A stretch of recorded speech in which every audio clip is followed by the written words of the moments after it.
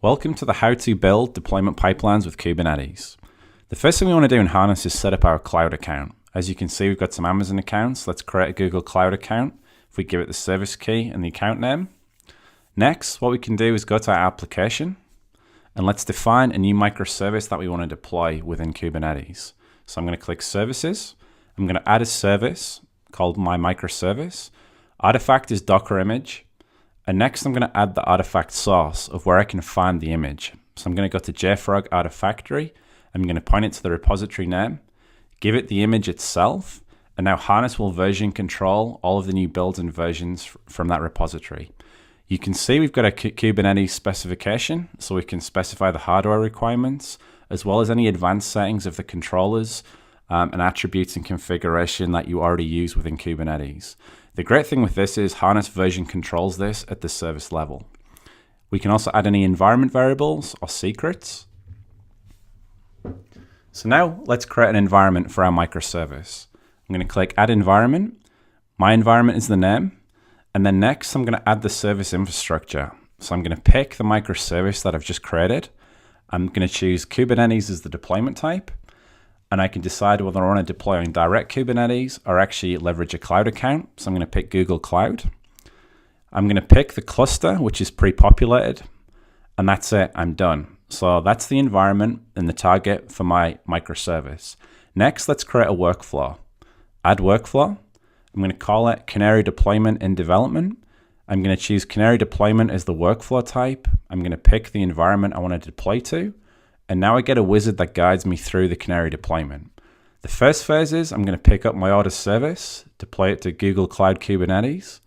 And next I'm going to access the Kubernetes service setup.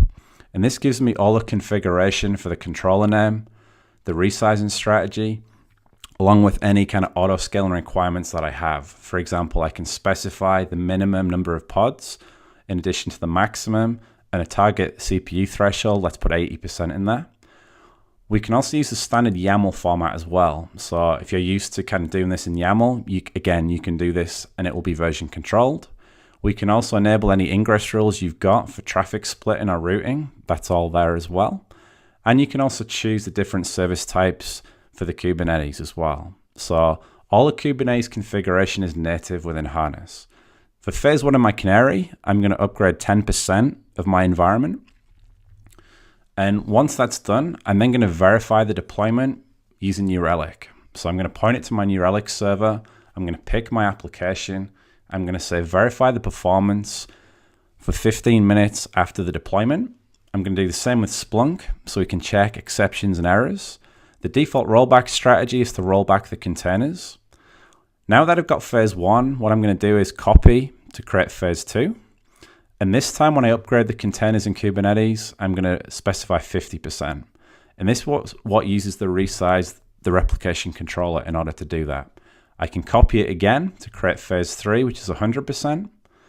And that's my Canary deployment pretty much done. So now I've got 3 Canaries with verifications. They'll use Google Cloud and the Kubernetes in order to deploy. So what I'm going to do now is create my own pipeline. So the first phase is development. I'm going to reference my development workflow.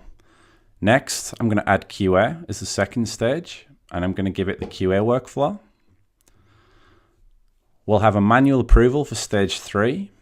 And then after the manual approval, let's create a production stage where I reference my production workflow. So literally in a matter of seconds, you can build these pipelines. I can now go to continuous deployment.